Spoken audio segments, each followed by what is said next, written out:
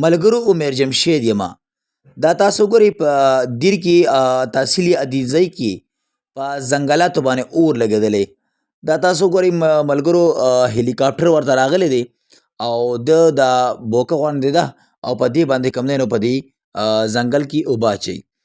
ملګرو دا هلیکاپټر چې کوم دی تېر شوي د 2 ورځو نه لګیا دی او دی خپله کاروایي کوي. د دې نه علاوه ریسکیو 11 هم لګیا دی، هغوی هم خپل خدمات کوي. د دې نه علاوه د ورلډ لایف والا هم لګیا دي او د دې ځای چې کوم مقامي خلک دي هغوی هم لګیا دي دا اور مړه کوي، خو چونکې دا اور د مړه کېدونو نوم نه اخلي. ملګرو ویلی کېږي چې د ادینزۍ په غر باندې چې کوم اور لګېدلی دی یعنې دا کمیږي نه، ټایم په ټایم دا لګیا د سیوا کېږي. دا تاسو ګورئ هلیکاپټر اوبه وویشتې او واپس چې کوم دی د سیند ته را روان دی او واپس به د سیند نه دا بوکه ډکوي او واپس بیا ځي بیا په دې باندې به اچوي، چونکې دا انتهایي ګران کار دی، مشکل کار دی. ملګرو دا تاسو وګورئ د سیند ته رالو او دا بوکه چې کوم دی ډبره کوزی کوي، کوزی که دا تاسو وګورئ او لږ ټایم پس چې کوم دی نو دا ډکه شوه، دا ډکه شوه. اوس به دا دی بره خیجئ، دا دی بره خیجئ او دی به اوس چې کوم ادینزۍ غرونه دي او اور پرې لګېدلی دی هلته یې وړي. دا تاسو ته ښکاري هلیکاپټر لګیا دی خپله کوشش کوي، خو چونکې دا د یو هلیکاپټر کار نه دی او نه دا په دې بوکۍ باندې مړ کېږي ځکه چې اور ډېر زیات دی. دا تاسو وګورئ ملګرو دا هلیکاپټر لړو دا تاسو ته ښکاري. زیاتر ملګري دا خبره کوي چې دا هلیکاپټر چې کوم اوبه راولي نو دا غلط راولي، یعنې دی نشانه چې کومه ده هغه غلطه ده.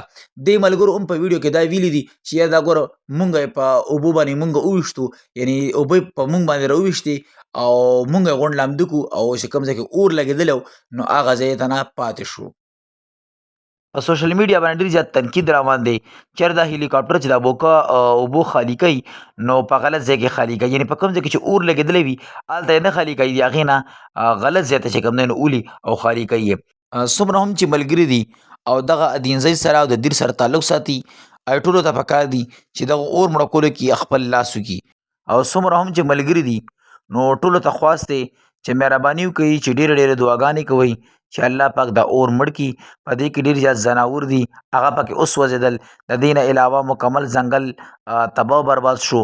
نو الله تعالی نه خصوصي دعاګانې کوئ چې الله پاک دا اور مړ کړي. ویډیو کتلو ډېره مهرباني، الله مو ښاد آباد لره. ویډیو خپلو ملګرو سره لازمي شیر کړئ.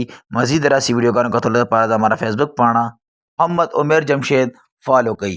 ملګرو زما په یوټیوب چینل باندې د دې هلیکاپټر نورې ویډیوګانې هم پرتې دي، که چېرې تاسو کتل غواړئ نو زما محمد عمر جمشید یوټیوب چینل دی، هلته لاړ شئ او د دې هلیکاپټر ویډیوګانې وګورئ.